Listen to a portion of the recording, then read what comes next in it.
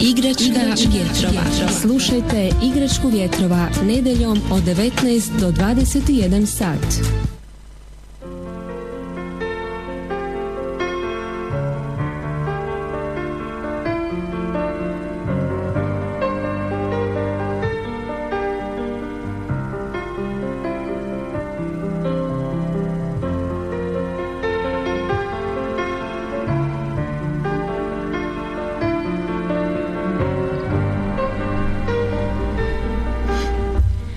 Dobar dan, 19 sati i 15 minuta. Dobrodošli u još jednu poetsku emisiju Radio Martina Igračka vjetrova. Moje ime je Gordana Makar i bit ću večera sa vama do 21 sat. Čast mi je zadovoljstvo pozdraviti pjesnika iz Velike Gorice, gospodina Ivicu Smoleca. Dobro večer i dobrodošli. Malo kažem dobro večer, malo dobar dan. U zimi će biti u ovo vrijeme dobro večer, sad smo još uvijek po danu. Ivice, dobrodošli na Radio Martin. Dobro večer ili dobar dan, dobro je i večer i dobar je dan i hvala vam na gostoprimstvu. Što god je, glavno da je dobro, jel tako? Tako je. Eto, ja bih voljela večera sa vama, evo imamo nešto manje od 2 sata, porazgovarati prvo o vašem radu i dijelu, dakle o vašoj poeziji prije svega, za koju ste mi malo prije van etera rekli da ste puno napisali, da imate za, što ste rekli, za 10 zbirki, a da niste ni jednu izdali još. Tako je. Baš kako to? Za barem 10 zbirki još ni jednu nisam izdao, pa ima više razloga za to. Najvažniji razlog je što do 2004. godine sam te pjesme pisao u principu, ajmo reći, za sebe i za najuži krug poznanika, prijatelja, familije.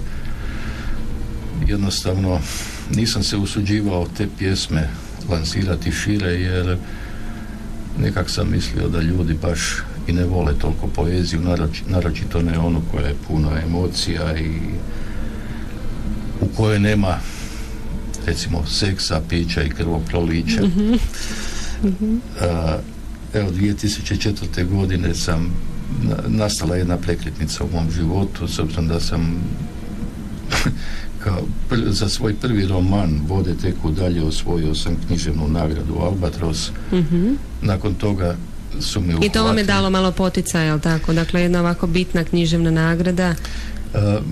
Gledajte, uhvatili su me ljudi iz udruge umjetnika Spark i vrbovali me da postanem njihov član. I onda sam ja malo po malo se, recimo, raskravio i svoju poeziju koju sam tako duboko skrivao počeo javno iznositi i na internetu i po časopisima, eto i na radiju. Planirate li sada, kad ste se malo okuražili, ja se nadam, jel planirate izdati zbirku uskoro? Gledajte, rado bih izdao zbirku, barem jednu, imam velim pjesama jako puno i za puno zbirki, ali neću žuriti. Želio bih da ta zbirka, da me predstavi u onakvom svjetlu kakav sam, bez obzira, ne znam kako da se izrazim, znači nije važno da to bude puno pjesama, moram prvo naravno bitna kvaliteta, nekakvu tako, esenciju izabrati koja će me najbolje predstaviti. Dakle, iz te zbirke moram izaći ja, pravi ja, ono što ja jesam. Uopće nije bitno da ta knjiga bude lijepa, velika, debela, u boji, na sjajnom papiru s tvrdim koricama. Bitno je da ono što ponudim prvo u tiskanom obliku, da to budem ja. Pa ja vjerujem da ćete imati uspjeha. Ipak ste za svoj prvi roman već dobili nagradu. Dakle, prvi roman i već nagrada Albatros. Eto, iz vaših usta u Božje uši. Pa da, ja vjerujem da će i poezija jednako tako sjajno proći. Neću još dobro, nego sjajno kao što je prošao vaš prvi roman Vode teku dalje. Recite, što vam je lakše, da tako kažem, pisati, poeziju ili prozu? Ima li nešto što vam je lakše ili draže ili teže za napisati? Ne bih rekao tako. Gledajte, poeziju pišem od puberteta, a sad, hvala Bogu, sad sam je daleko, jako daleko od puberteta. Sad ste blizu drugog puberteta, kako kažu. Sad svi mi imamo prvi pa drugi. Dobro. Poeziju, dakle, pišem od kad sam bio jako mlad. Kad ste se prvi puta zaljubili, je li tako? Je li bila prva pjesma ljubavna? Mislim da je. Jel da, pa sve su prve pjesme ljubavne. Je. Eventualno za domovinu, kad vas učiteljica hrvatskog natjera, pa morate napisati nešto o svojoj domovini. To se više ne sjećam. Dobro. Znači, bila je ljubavna prva pjesma. Je. Znači, poeziju pišem cijeli život. A prozu? Nešto kasnije ste počeli pisati. Znači, poeziju pišem cijeli život i ona mi nekako sama dođe. Jednostavno, kad se dogodi inspiracija, znači ne može me niko natjerati da napišem pjesmu po narudžbi, nego jednostavno moram biti jako ljut, sretan ili tužan da napišem pjesmu. Pa dobro, i s prozom je slično, ali za prozu ipak mala je razlika, jer kad pišem prozu, proza može biti roman, može biti kratka priča, može biti člančić nekakvi u kojem nekakvo svoje mišljenje iskažem i tako dalje. Tako da tu postoji neka razlika.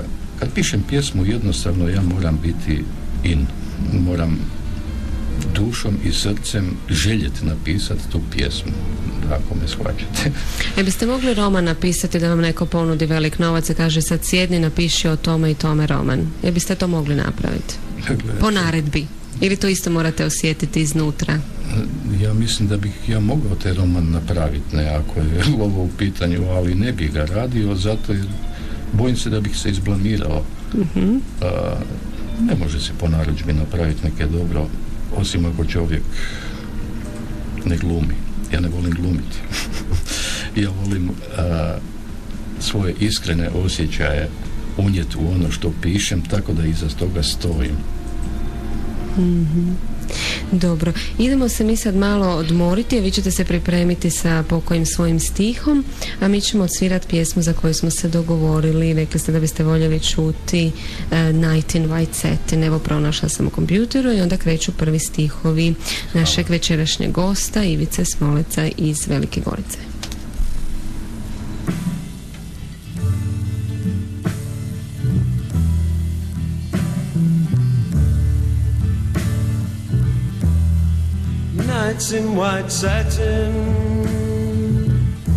Evo nas i dalje u društvu s našim velikogoričkim umjetnikom, gospodinom Ivica Smolec. Dakle, govorimo o vašoj i poeziji i prozi istodobno.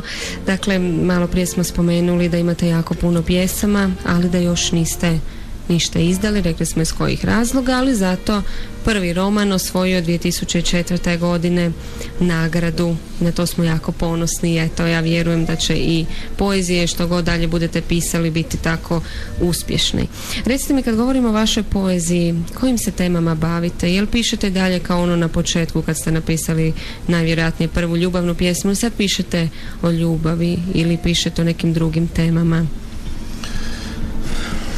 Pišem i dalje o ljubavi, pišem naravno malo drugčije, ali ne puno drugčije.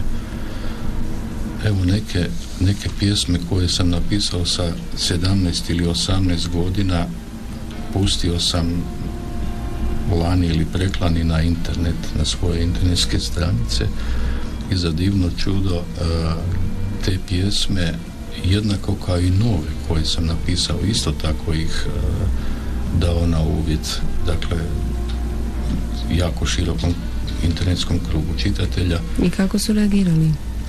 Reagiraju fantastično, dakle, na raznim forumima, blogovima,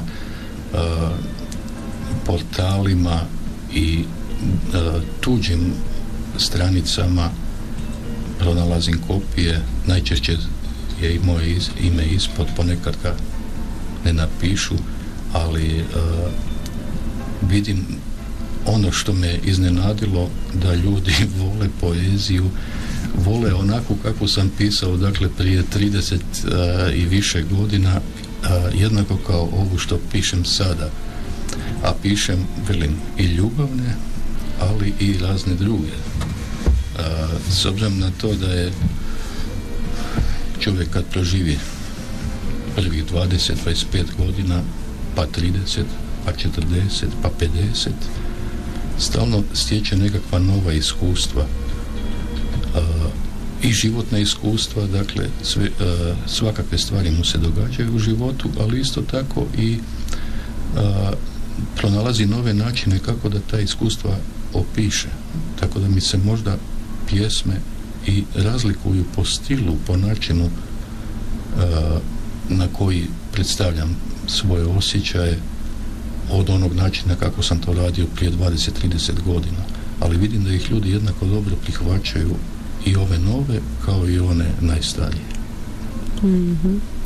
Recite, u vrijeme rata, kada smo bili oni dugi niz godina, jeste li tada bili preokupljeni tim temama, jeste li pisali o tim strahotama, ili vam je to bilo možda preteško i prebolno zapisati? Ne, nisam onda pisao pjesme.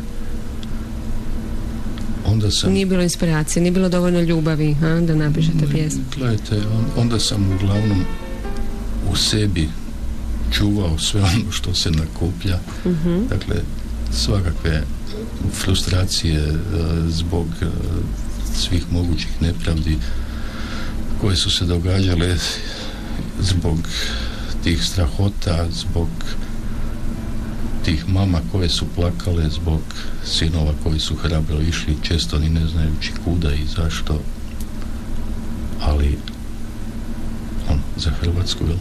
Mm-hmm. Nisam tada pisao pjesme. Međutim, nakon što je rat prošao, par godina nakon toga, počeo sam pisati roman. Mm-hmm. I u tom romanu se dotičem rata i nekih njegovih posljedica, iako ne direktno. Znači, ne pišemo o ratu. Dobro. Ali pisao sam o posljedicama nekim koje je taj rat proizveo na ljude.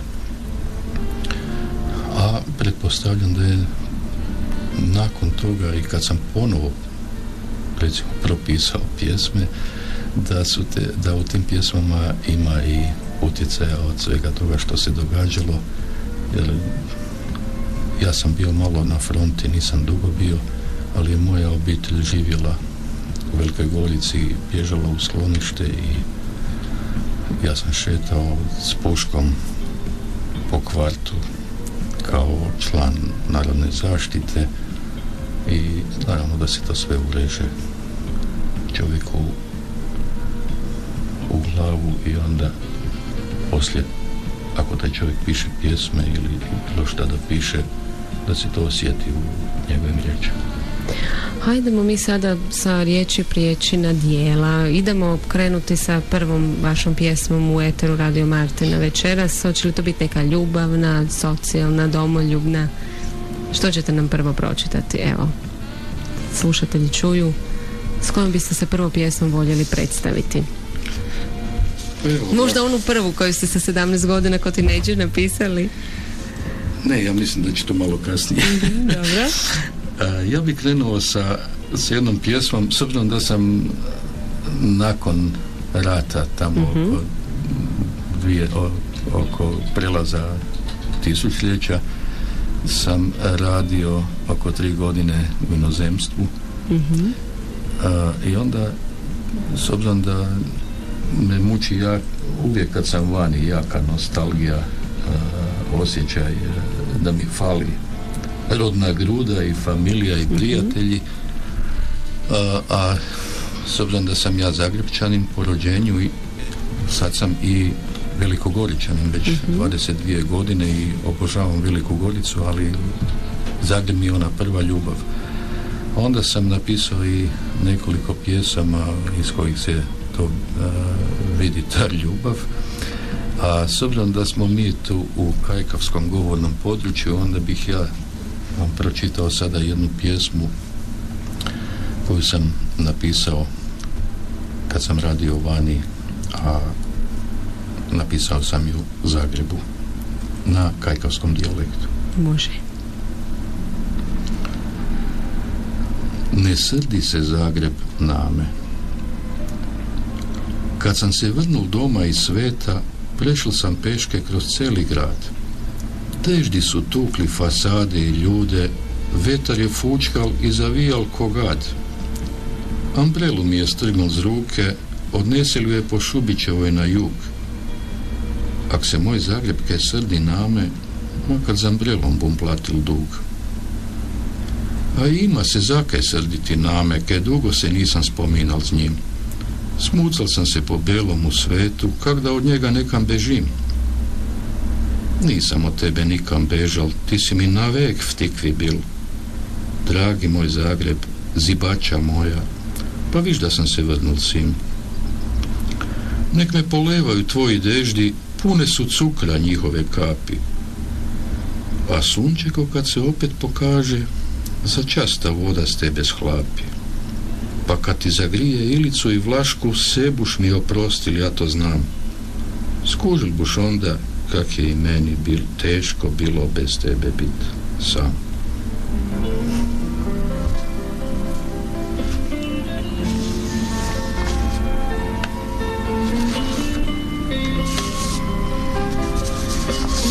Dobro, idemo dalje. Ovo je bilo o Zagrebu. A sljedeća pjesma je...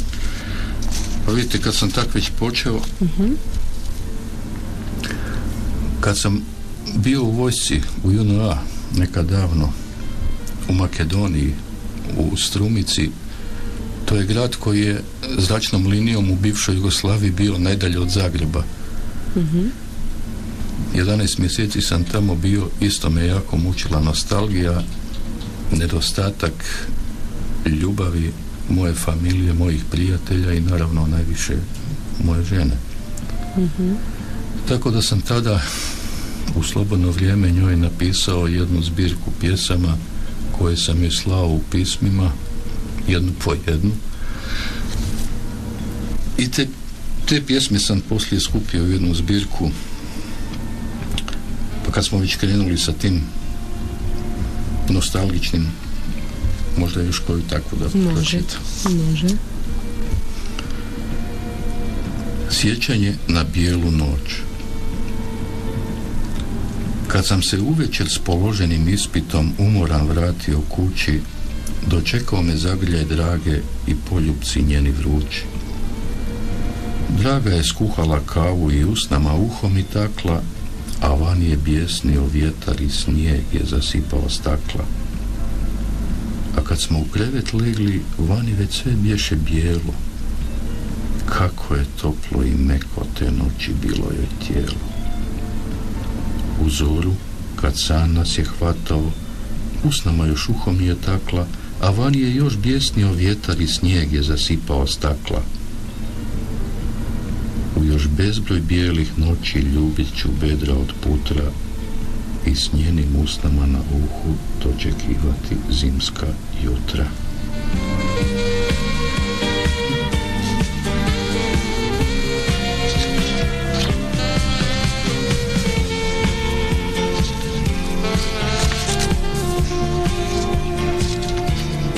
Blago vaše supruzi, njoj romantike ne nedostaje, ona toga ima na pretek.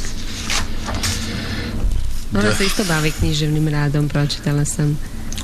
Ona je isto izdala je, ona je više od mene izdala, čak ona se više rukama i nogama mlatarala da izda i uspjela je.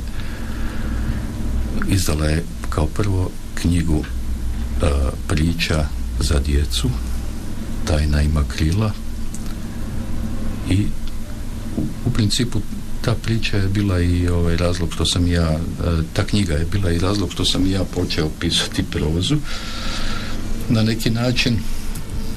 Međutim, nakon toga je još izdala jednu zbirku pjesama na engleskom jeziku koja je izdana u SAD-u i sad se može pronaći na internetskim, prodaje se po svijetu i može se pronaći na Amazon.comu i na ovim drugim velikim internet trgovinama.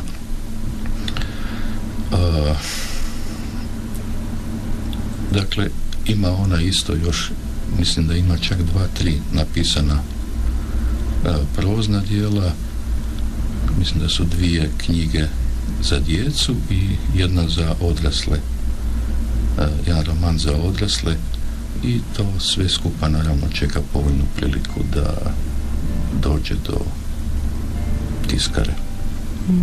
Eto, čestitam i njoj i vama. Hvala. Baš se lijepo naši, jedan pravi onako umjetnički par. Je, iako po našim zanimanjima nikad čovjek ne bi rekao da ćemo se tu naći, zato jer njezina je struka ekonomija, moja je elektronika, dakle ni jedno ni drugo nema blage veze sa književnošću. Eto, vidite opet da ima svu vezu ovog svijeta, pa to je šta, samo struka. Dobro, idemo se mi dalje vratiti vašoj poeziji. Koju ste nam sljedeću pjesmu odabrali? Pa možda da još jednu ili dvije pročitam iz ovih nostalgičnog štiha. Meni se sviđa, volim nostalgiju. Eto, isto jedna iz Makedonije, iz davnih dana. Morat ćemo pustiti Makedoniju, grupe Time, već sam je našla u kompjuteru. Evo, slušam. Ne broj dane. Ne plaći, draga, ako u sumrak pročitaš moje, možda tužno pismo. Ne broj dane, ne mjeri daljine, jer nikad u stvari rastali se nismo. Kad s posla stigneš i kad ručaš, dok vani snježi, pulover mi pleti. Mrvice stavi ponekad za hranu, promrzloj ptici što na prozor sleti. Dakle, sve su ovo pjesme u vrijeme kad ste vi bili u vojsci u Makedoniji, daleko od Zagreba. Evo, ja pronašla Dadu Topića, grupa Time i Makedonija. Idemo malo u tu krasnu zemlju, u Makedoniju.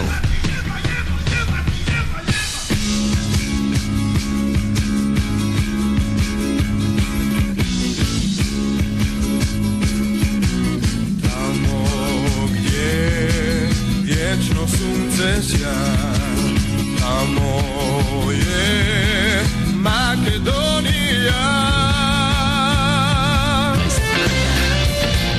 Igračka vjetrova.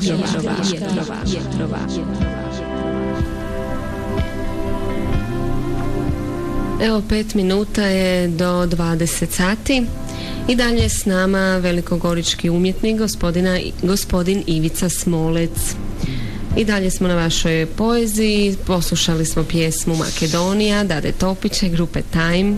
Rekli smo da je gospodin Smolec bio tamo u vojsci i da ga puno emocija veže i puno pjesama, jel tako, ste tamo napisali? Ne baš tako puno, da budem precizniji, točno 13. 13 pjesama, dobro. I to sve nostalgija za Zagrebom, nostalgija za suprugom. Nostalgija za Zagrebom, za suprugom, za normalnim životom. Dakle, ja ne volim vojsku, ne volim uniformu, pucati volim i jako dobro pucam, ali ne u žive mete. Nego u glinene golubove. Nego u, dakle, ili u one nacrtane krugove, ili u nešto čemu neću naškoditi. Vi ste pravi pacifist, jel tako? To je u redu. Ja sam isto protiv rata. Dobro, idemo dalje vašoj poeziji. Što ste nam sada odabrali? Pa evo, s obzirom da smo sada slušali Ibricu i Mačku. Jesmo. I pišete o životinjama? Pišem. Dobro.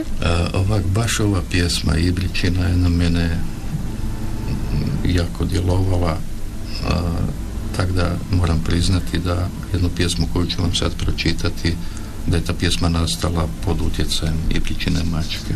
Ajde da čujemo. Ona je mačka, ja sam lutalica. Prela je i svijala tijelo uz moje noge, nježnim je gestama pokazivala da me ljubi. Čuvao sam ju žešće nego svoj život, mnoge su krvoloke otjerali moji zubi. Davao sam joj sve što sam imao, ponekad sam za nju krenuo i krasti. U krilo sam joj stavljao svoje snove i poneki biser. između suza, otkajanja i strasti. Takva je sreća za pse s pedigreom, raj nije za napuštenog mješanca. Moja je draga rođena za raskoš i svilu i buldoga nekog pregrš dragulja blještio je sada na vratu i u krilu.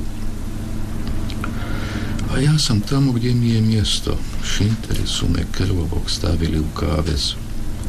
Znam, moja draga neće više kraj mene sjesti i presti, nikad više neću se zbog nje tući. Pseći Bog ne sklapa sa mnom savez, kad prođe 30 dana, u pakao za lutalice ću ući.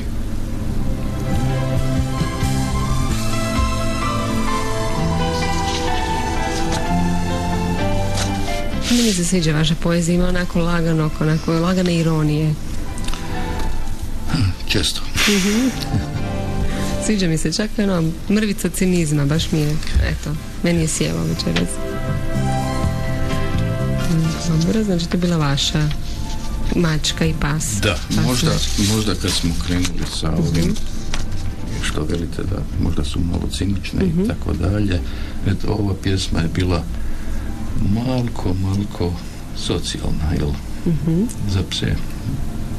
Mala borba za pse, lutalice koje završavaju šinterajima. Jasno, koje su vlasnici ostavili na milost i nemilost na ulici, koje onda šinteri uhvate i ako ih žive dopreme do šinteraja, imaju 30 dana vremena da nađu novog vlasnika, jer u protivnom nakon 30 dana doviđenja umru, to jest ubiju ih. Eto sad, ako smo već u tom štihu, da još još jednu koja je isto ovako malo, ali ovaj put se radi o ljudskim problemima. Slušamo. Prosjak. Ne osjećam više ni vjetar ni glad. Toplo je i udobno ovdje dolje. Dugo sam živio, nisam umro mlad, ali nikad mi nije bilo bolje. Križ je već truo, drač buja na grobu, ali ne tražim ja mramorne zide. Sad imam svoju malu sobu i sretan sam, dobro mi ide. Hvala, nepoznata gospođa na kitici ciklama, ponosno ću je na prsima nositi. Prvi put sam nešto dobio bez srama, jer nisam morao prositi.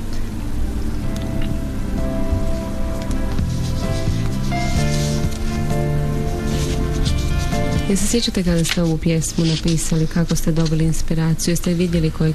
Vidim puno prosjaka na ulici i često tim prosjacima udijelim nešto koliko mogu, 1, 2,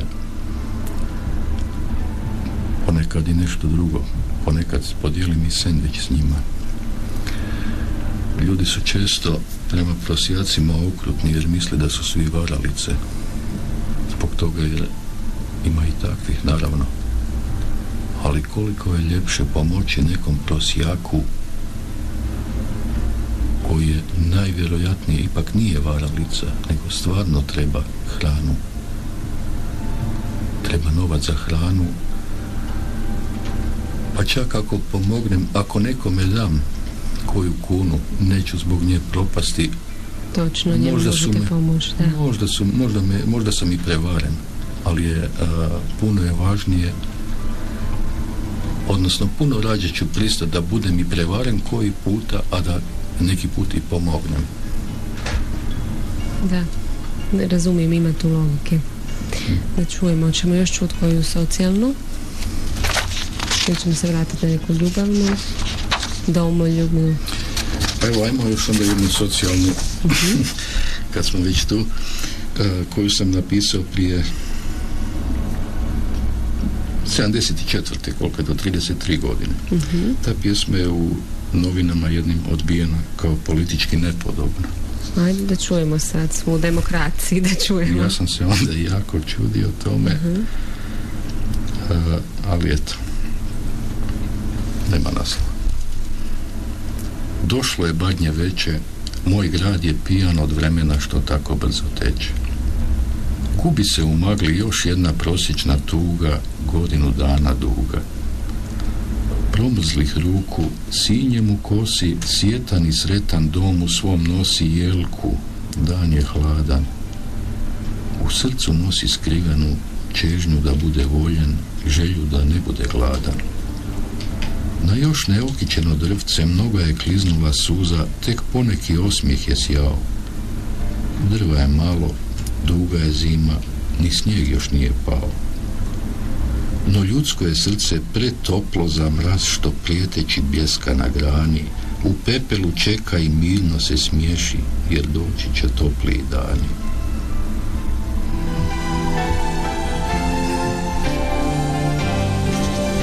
Ja baš ne razumijem što je nekome prije 30 godina smetala ova pjesma. Ali takvo je vrijeme bilo.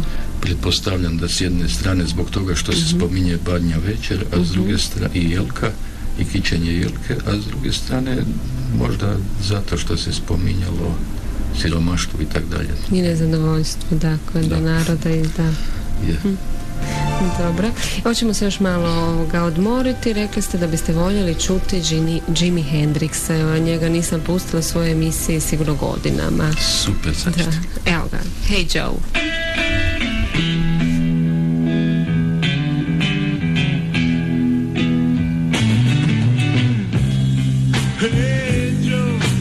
Mnogi drugi izvođači. Radio Martin, 15 godina sa vama. Radio Martin, među 15 najslušanijih hrvatskih radio postaja. Ovo je 10 U programu Radio Martina slušate Igračku vjetrova.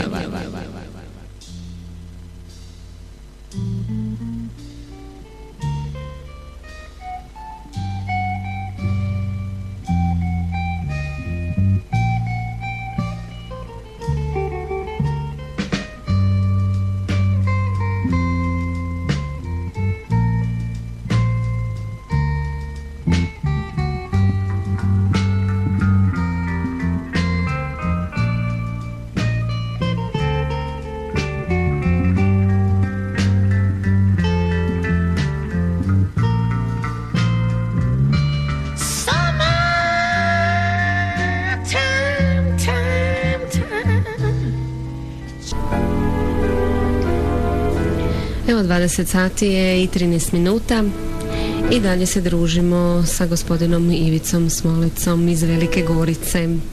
Evo i dalje smo kod vaše poezije. Rekli ste da pišete i štokavski i kajkavski. Jeste na čakavskom probali pisati? Ili vam to baš ne leži? Ne, na čakavskom nisam pisao poeziju, ali moj novi roman koji trebao je biti objavljen ove godine, ali nešto se zakompliciralo. U njemu ima u jednom poglavlju jako puno dijaloga na čakavskom. Jeste imali pomoć, vam neko pomogao ili se sami snalazite s čakavskim? Ja sam kao prvo pokušao sam najbolje što mogu. Zapravo taj čakavski to nije ovaj dalmatinski, nego istarski čakavski. Taj još teži. Da. Još teži i još nepoznatiji. Malo su mi pomogli moji tasti punica. Međutim ti dijalozi u mom romanu su iz jednog područja Istre koji ima malo drukčiji čakavski, čak se ponekad miješa sa kajkavskim. To je recimo na potezu između Pazina i Buja.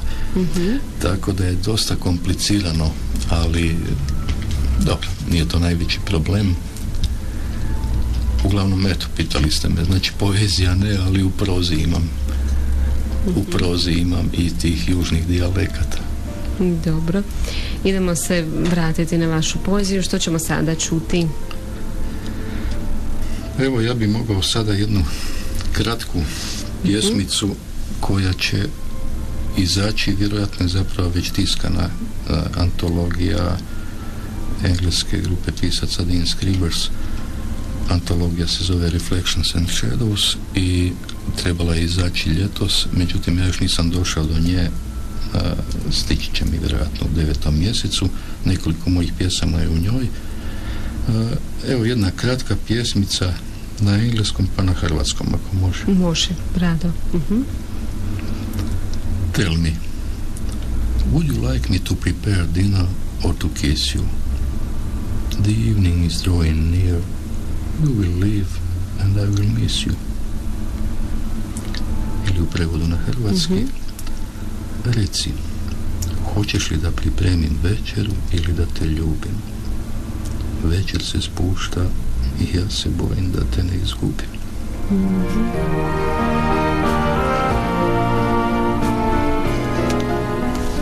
Ste to sami napisali na engleskom i na hrvatskom ili ste napisali na hrvatskom pa preveli? Ne. Na ovu pjesmu sam prvo napisao na engleskom, a onda sam gledao kako da dobro zvuči na hrvatskom i da zadrži čak i rimu i tako, malo sam se linojio, ali uspjelo je i to. Eto, super, čestitam. Hvala. Da ne bi ispalo da ja sve pišem s rimom, meni se čini da sam večeras sve pjesme koje sam do sad pročitao da se rimuju. Ajde sad jednu slobodnu stihu nađete. Može malo nešto. Eto. Kako sam te volio. Kako sam te volio. Nakon svih ovih godina zadrhtim kad čujem tvoje ime. Trgnem se i shvatim tada, to nisi ti. Neka druga žena kiti se tvojim imenom, a za mene ti si jedina koja se smiješ tako zvati. Jedino ti koja si voljela moje mušice, koja si obožavala moje pjesme, koja je mirisao moj znoj, koja se klela da sam jedini i da ću zauvijek biti jedini. A onda si otišla. Vidio sam te poslije u bundi, s biserima oko vrata. Vidio sam te u Mercedesu s njemačkim tablicama. Ja sam ti mogao dati samo srce i dušu. Novaca nisam imao. Sad znam da smo pogriješili. Ti nisi sretna, vidio sam kako plačeš. Nisam te smio pustiti, trebao sam prebiti i otjerati tog tipa zbog kojeg si sada tužna. Možda bi tada ostala sa mnom i sve pjesme koje bih ikad napisao bile bi ode radosti, bile bi posvećene tebi. Kako sam te volio.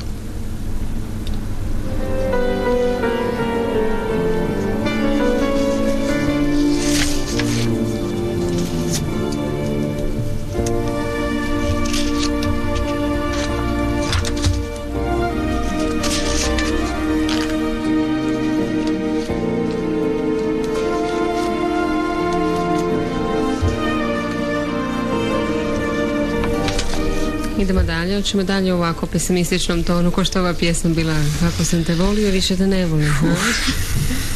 To nije to pesimistično, to je realno. To je realno, da.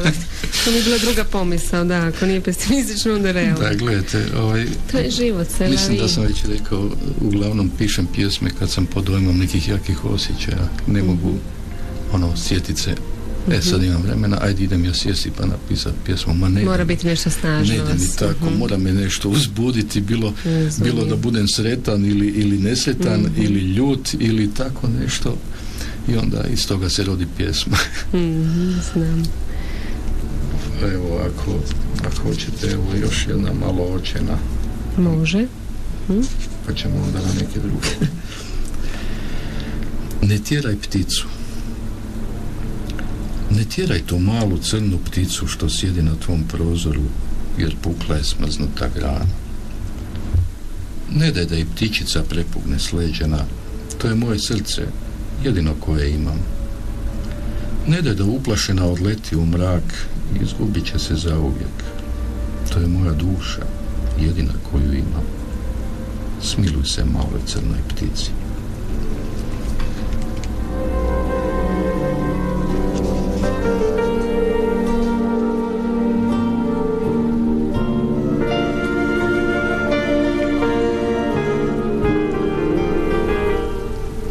Idemo još jednu čut, pa ćemo se opet malo odmoriti. Evo, možemo se malo vratiti na kajkavski. Može, rado. Zagrebački kajkavski. Može. Evo, ovo je pjesma koju je Neven Dužević bio uglazbio. Jednom davno u jednom gradu. Bože, kak sam bil mlad kad sam te na griču kušuval. I sva ova leta lepa i grda, taj spomen u tikvi sam čuval. Ti si bila najlepša cura, ali još si dišala po mleku, a ja, zloglasni folirke, svako je štel po deku. Sedili smo pod lampom i gledali kak svetli naš grad. Po skrivečki sam te pogledom svlačili, taj čas bi te sel rad. Uši su mi se pušile, recitiral sam ti ljubavne pesme, a kad sam skužil da su ti lepe, diral sam te tam gdje se ne sme. Imal sam veliki feler za folira i tu nije bilo pomoći.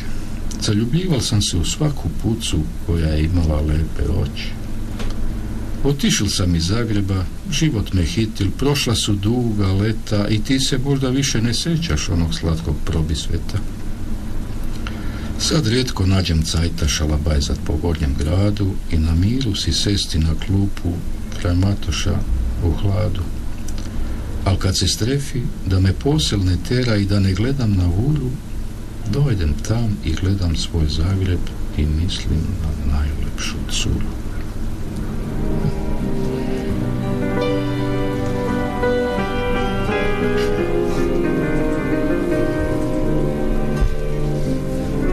Idemo se sad malo opet glazbeno odmoriti. In my secret life, in my secret life.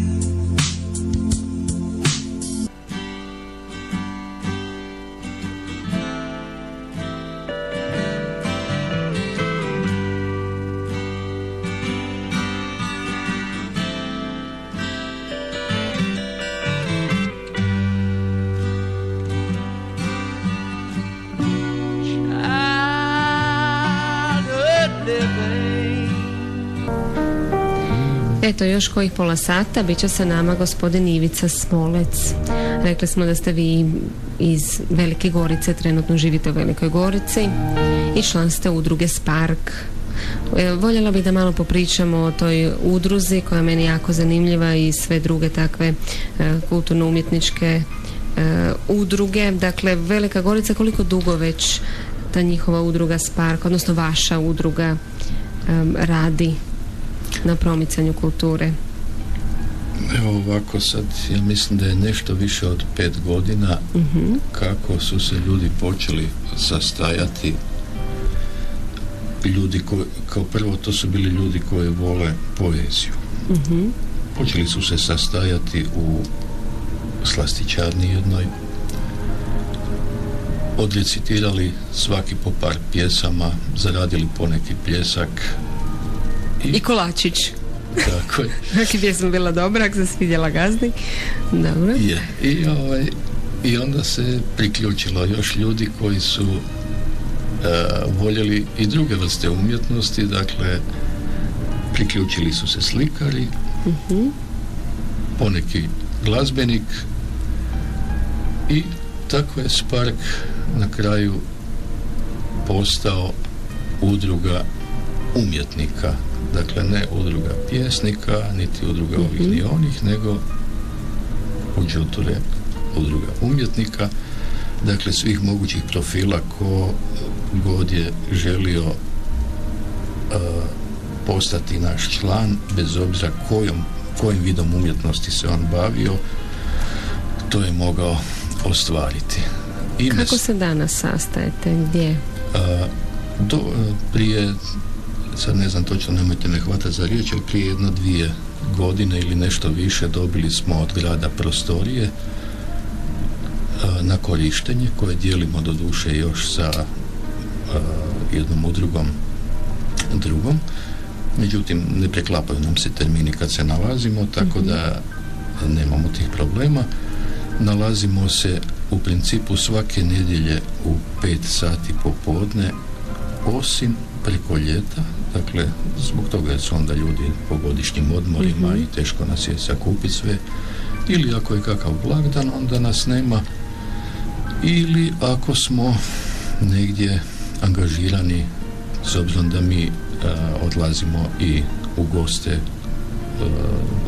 drugim srodnim udrugama, gostujemo, evo ove godine smo recimo gostovali u Ivanić gradu u Domu kulture, pa u Kloštar Ivaniću, u Konobi Agapa, pa likovne kolonije organiziramo, 2 su bile sad u blizini Velike Gorice, 3 u blizini Velike Gorice. Dakle, ako se potrefi ovak nekakvi drugi događaj, onda se ne nalazimo. Inače, u principu, ako nije dakle blagdan ili ako nije ljeto, onda svake nedjelje u 5 sati smo tamo, pročitamo pjesmu.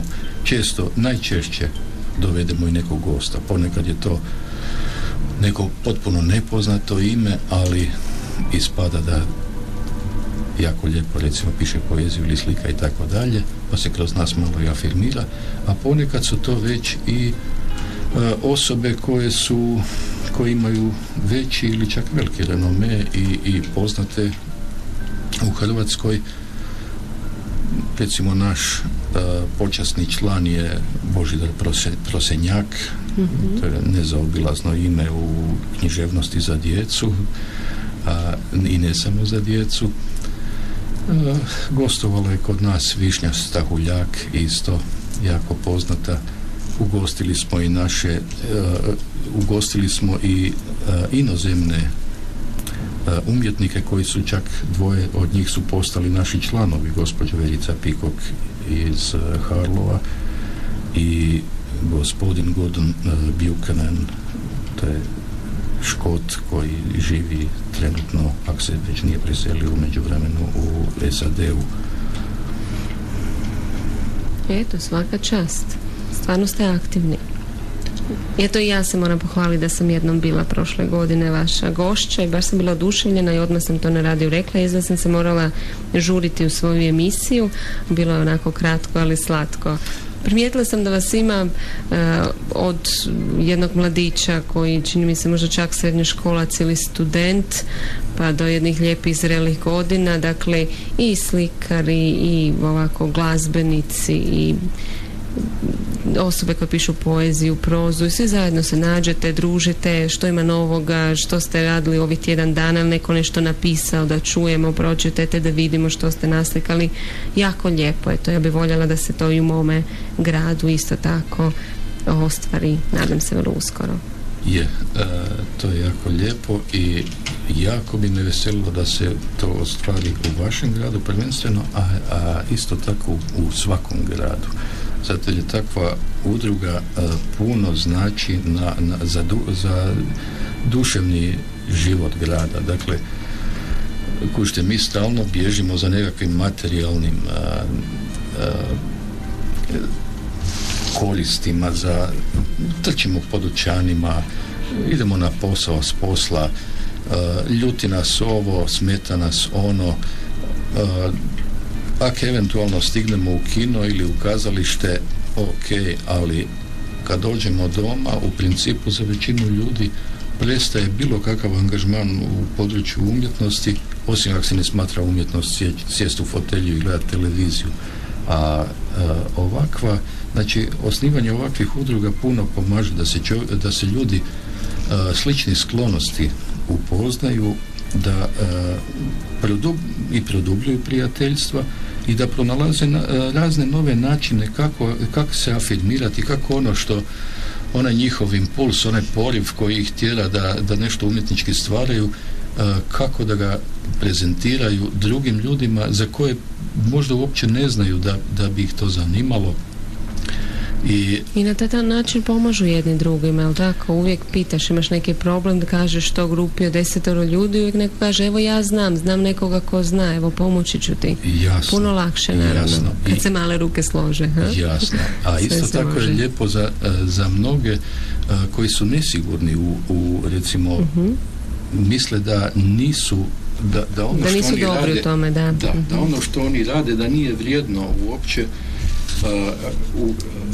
da se to spominje i da se to negdje prezentira. Kad dođu u takvu udrugu pa dobe ohrabrenje, pa vide, pa ne samo da dobe poticaj, nego ih se usmjeri kako da poboljšaju svoj rad što kod njih je fenomenalno, što je loše, što je katastrofalno i tako dalje. I ako ostanu sami, ako nemaju se kome obratiti, dakle ako u blizini nema takvih udruga, onda se često znaju i neki veliki talenti jednostavno zamrijeti zbog toga jer se ne usude izaći van pred javnost sa onim što radi, jer misle da je to možda loše i da se ne osramote i blamiraju. Da, ja to razumijem. Da, taj strah. Dobro, evo imamo još 15 minuta do kraja emisije. Idemo još čuti nekoliko vaših pjesama. Dakle, čuli smo i kajkavske i štokavske i o ljubavi pričate, socijalne. Čuli smo svakakvih pjesama. Što još imate za nas? Pa evo, ja bi možda sad za kraj ove uglavnom koje sam do sada čitao su bile ili tužne ili sjetne ili prenježne i tako dalje. Pa evo možda da 1, 2, 3 pročitam još malo u drugom tonu. Može. Eto, jedna opet na kajkavskom će biti. Zove se Tata s upitnikom. Dakle, tata. Dignul se još po kmici, popil je kavu i otišel van. Tu noć je budan preležal, na oči mu nije dolazil san. Dok smetlari špricaju ilicu, u prvi haustot se makne, a onda nastavi špancirat na istok i sunce već krovove takne. Iz kamiona, gajbe s friškim kruhom, taj jutarnji miris šire kroz grad. Makar mu u trbuhu kruli, on ide dalje, ne osjeća glad. Dok stigne do Kvatrića, već bu frtalj 8 i ona bu već bila budna. Kad je zafučka njihov signal, došla bu na prozor i rekla mu: jel zbilja trudna? Tu smo se morali nasmijeti jedan i drugi.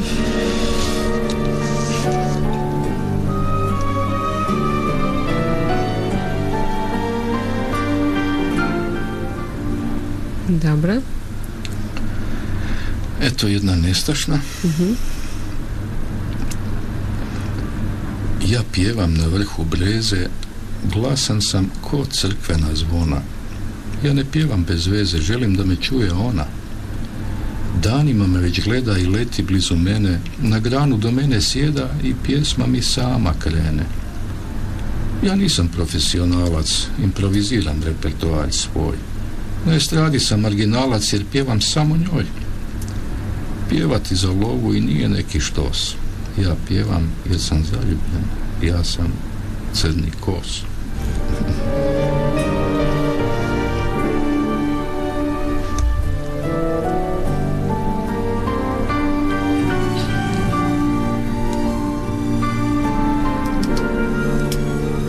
Evo, radi male emotivne pauze, tako su nas u školi učili. Kad se pročita pjesma, onda mora biti emotivna pauza. Da. Za bolje doživlje poezije. Idemo dalje s vašom poezijom. Gospodin Ivica Smolec. Evo, ako može jedna dječja. Može. Ne pišem puno dječjih, ali ovu sam prekjučer napisao, pa eto, Piška. Moje ženi se jako sviđa, pa ajde onda da čitam. Čupko, ja i limunada. Jednom davno u kafiću u gradu moj pas i ja pili smo limunadu. Čupko je bio mlad, skoro štene, čak puno mlađi od mene. Ja sam nosio kratke hlače, a on, zamislite, niti gaće. Tad još baš nisam gledao cure, činilo mi se da se dure. Uživao sam u limunadi i krišom gledao što Čupko radi. U jednom trenutku jezivom, strašnom, vidim repom maše kujici smašnom.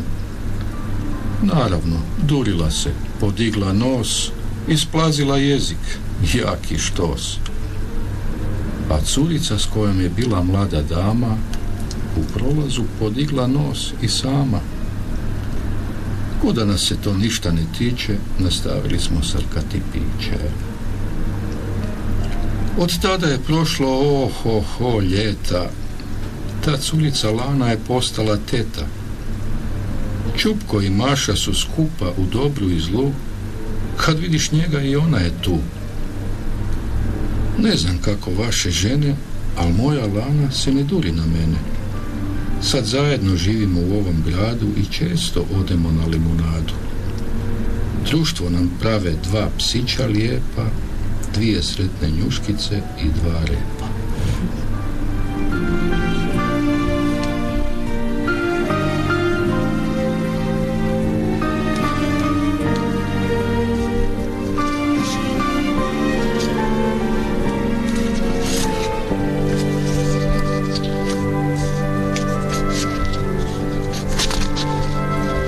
Eto, vidim da vi vrijedno listate. Imamo vremena za još 1, 2, 3 pjesme. Može? Eto, može. Može još jedna kajkavska. Eto. Može, rado. Ova je recitirana u Kajkustošija društvu i objavljena je u njihovom zborniku godišnjaku koji se zove Kutrić.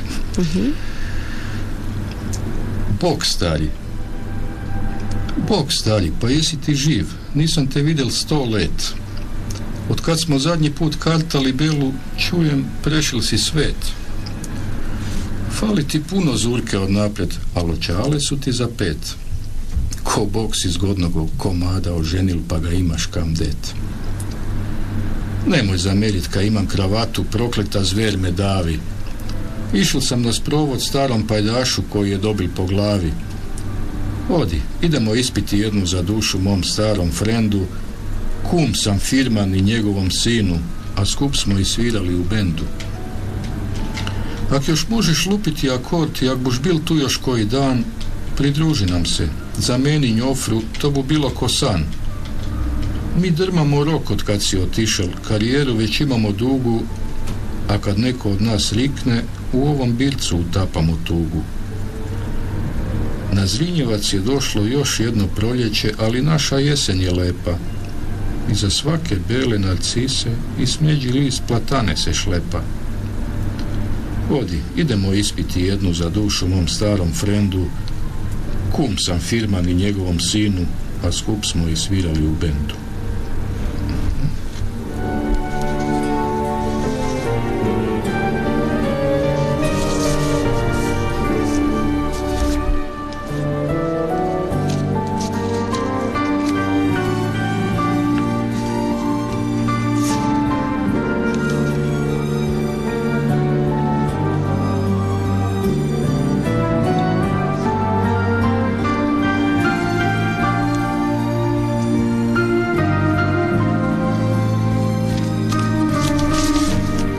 Odabrali ste još jednu? Eto, možda za kraj da završim s jednom pjesmom koju sam napisao. Ja mislim da sam imao 20-ak godina tada, ali se nevjerojatno sviđa ljudima na internetu, tako da ju jako rado kopiraju, citiraju na raznim stranicama. Recite samo koja je vaša internet stranica ako vas ljudi žele naći? Pa vrlo jednostavno za zapamtit, 3 puta W, pa točka, pa ivica, pa točka, pa info. Ja sam samo na Google ukucala Ivica Smolec i svašta mi je izbacio. Pa mislim ako Google ukucate samo Ivica i kliknete search, traži, mislim da od nekih 10 milijuna stranica koje je pronašao, da ću biti negdje na 2. ili 3. mjestu, da ćete me vrlo lako naći. Ajde da, znači Ivica se. Tako je. Idemo čuti još jednu vašu pjesmu. Sačinjen od osmijeha, stisnutim se ustima štitim od kiše. U meni cvate nebo i bezbroj malih sreća čini me sobom. Jedna žena je rođena i živi negdje u ovom gradu.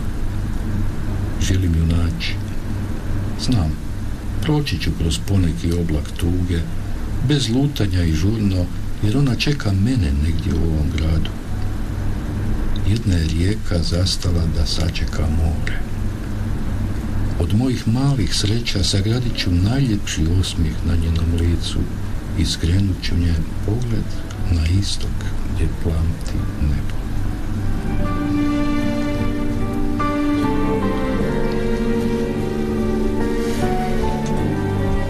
Evo ga, 8 minuta je do 21 sat. U dobrom društvu vrijeme uvijek brzo proleti. Tako smo i mi u ova 2 sata čuli puno pjesama našeg večerašnjeg gosta. Čuli smo kako je njihova velikogorička udruga Spark djeluje, i to već rekli smo oko 5 godina, i to svake nedjelje, što je za svaku pohvalu. Pozdravljamo sve članove udruge Spark, i one stalne i oni koji povremeno dolaze goste. Eto, nadam se da će se u puno više gradova lijepe naše otvoriti ovakve slične udruge koje će povezivati umjetnike iz raznih područja umjetnosti, koji će jedni drugima biti podrška i pomoć. Gospodine Ivice, puno vam hvala. Nadam se da će zainteresirani slušatelji pronaći na internet stranici vaše pjesme, a vama želimo da što prije izdate 10, možda, ajde barem 5 zbirki poezije. Rekli smo da imate toliko puno pjesama, za njih 10, znamo da to financijski ne možete svih 10 zbirki odjednom, ali barem pola od toga u jednoj ovako budućnosti skoroj. Eto, ja bih kao prvo zahvalio na tome što ste me tu tako lijepo ugostili. Nadam se da nisam bio dosadan. Niste nikako. Zatim vam zahvaljujem što sam dobio priliku i predstaviti svoju velikogoričku udrugu umjetnika Spark. I zahvaljujem na lijepim željama u vezi izdavanja. Ja ću biti zadovoljan da prvo jednu zbirku izdam, pa ću onda dalje razmišljati. Naravno. Eto, hvala vam lijepa još jednom i do nekog novog viđenja u nekoj sličnoj udruzi.